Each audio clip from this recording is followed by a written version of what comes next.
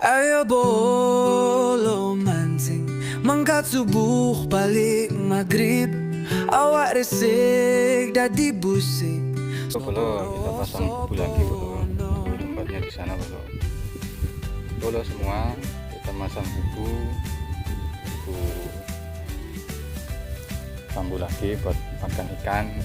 Tempatnya di sana mudah-mudahan ada ikannya, itu banyak ikannya. Kita pasang bolo.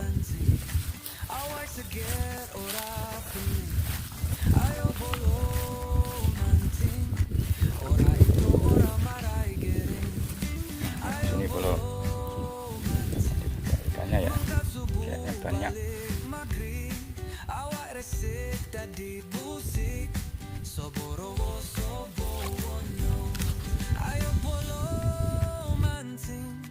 Kita pasang di sini bolo. Ini tempat yang tadi yang dikasih botol aqua, fungsinya biar nggak tenggelam bolo. Kita tarik di rumput biar buat memastikan nggak tenggelam. Kita tinggal bolo, coba tahu banyak ikannya nanti. Ini bolo, ini tadi kita tinggal paling nggak 1 jam bolo. Koncongannya lewat dari jam kita angkat dan dikasih banyak ikannya.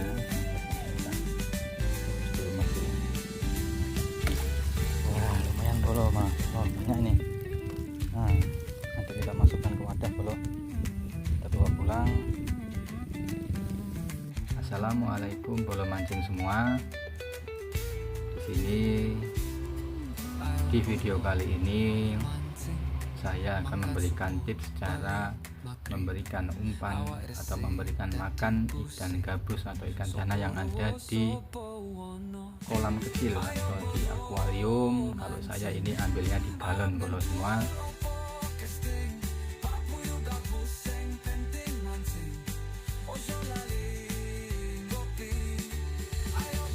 Nah, ini ikan yang kita dapat kemarin bolo. Tuh ikannya lumayan banyak itu yang di dalam. Ada ikan sepat, ada ikan apa namanya itu yang kecil-kecil, cupang rawa kayaknya tuh. Nah, tuh atau cupang kampung tuh bro. Ini saya masukkan ke tempat kecil biar nanti ketika ngasih makan atau ngasih umpan ikan gabus, ikan bocolan lebih gampang. Cara ngambilnya juga lebih simple. Kalau dimasukkan ke tempat besar kan agak lumayan lama nanti ngambilnya bro. Nah, kalau tempat kecil ini yang penting ikannya bisa gerak, bisa hidup, biar gampang ngambilnya.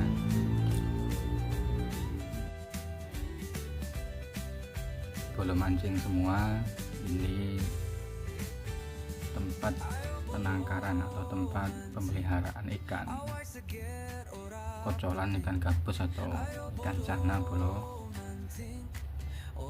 Ini saya ambil galon air mineral.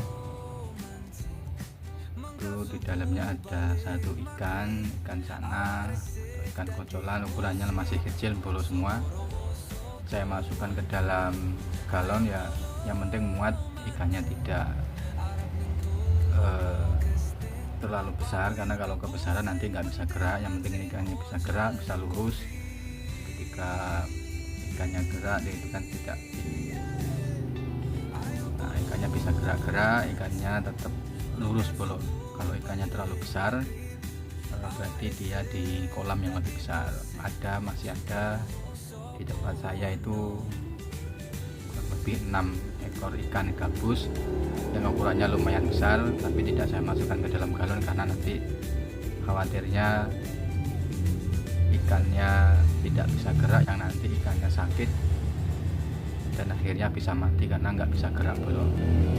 Nah, ini ikannya nanti dikasih makan ikan sepat yang sudah didapat kemarin. Itu sudah saya kasih ikan kurang lebih 2.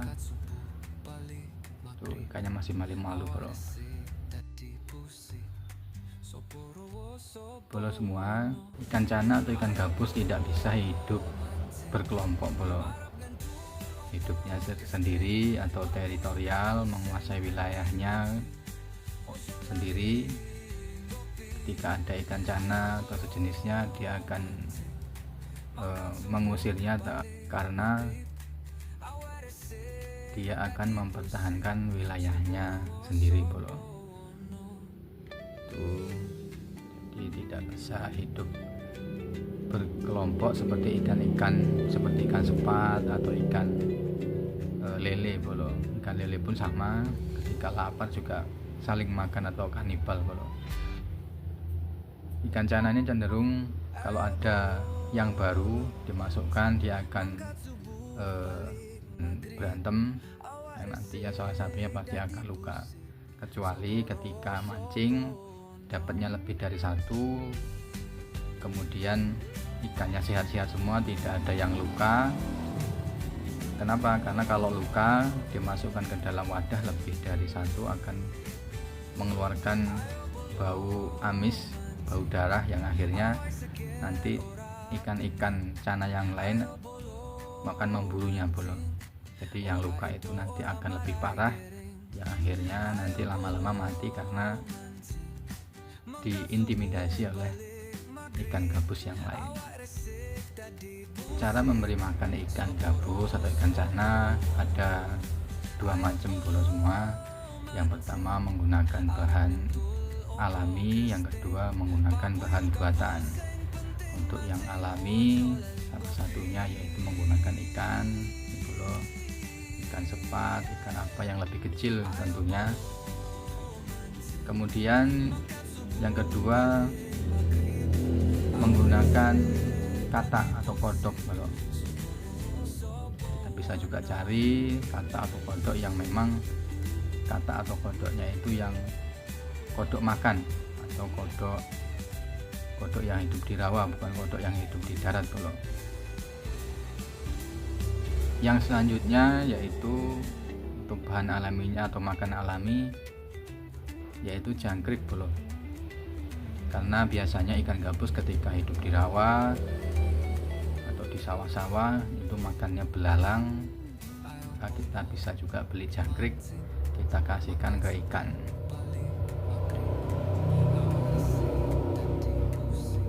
Yang keempat yaitu cicak bolo.